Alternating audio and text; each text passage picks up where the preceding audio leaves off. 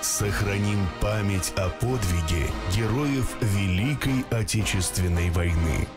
Сергей Степанович, было ли у вас ощущение надвигающейся войны? Разговор был. Мы, молодежь, мне тогда 17 лет было.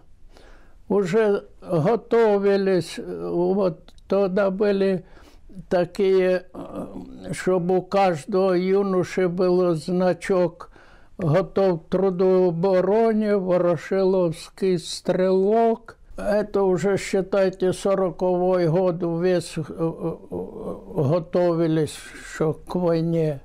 В каких сражениях вам пришлось принимать участие? Ну, прежде чем попасть на фронт, меня мобилизовали 2 августа 1942 года Полевским райвоенкоматом Свердловска и направили в пехотное училище Черкасское.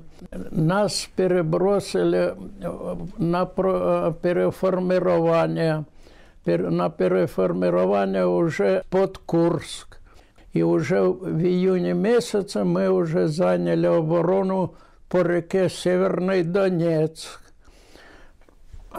И вот там, что вы уже знаете, наверное, началось 5 июля бои. А потом уже, когда вот Курская началась, там, конечно, уже жарко было. Там сильные бомбежки были. Вот. И когда переправились через Северный Донецк. Было так, вот это случай, это ты напомнила, а у меня случай такой был. Ну, как обычно, команду дашь первому отделению, второму, значит, очистят траншеи, а сам в траншею прыгнул немецкую и бегу, ординарец за мной. И вот когда я по траншее бежал, и немец бежит, и мы столкнулись на повороте. Ну, мне он больно большим показался. И мы оба сели. И автомат вот так, его автомат мне в это колено, а он коленом мне в грудь.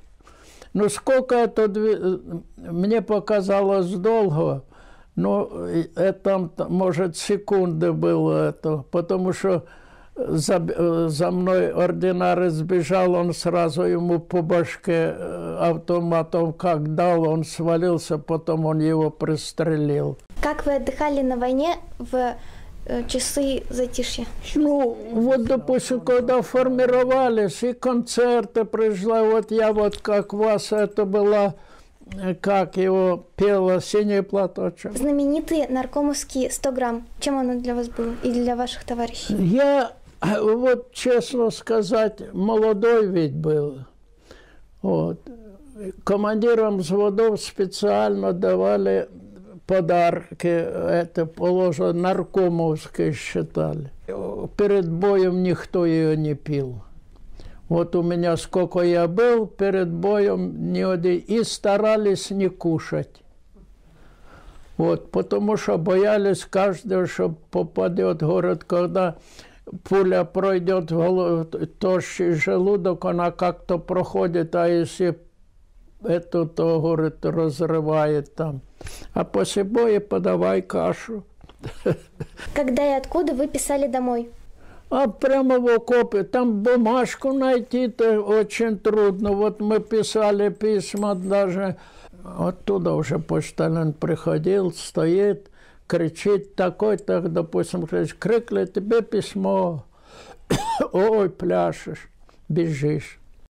Сохраним память о подвиге героев Великой Отечественной войны.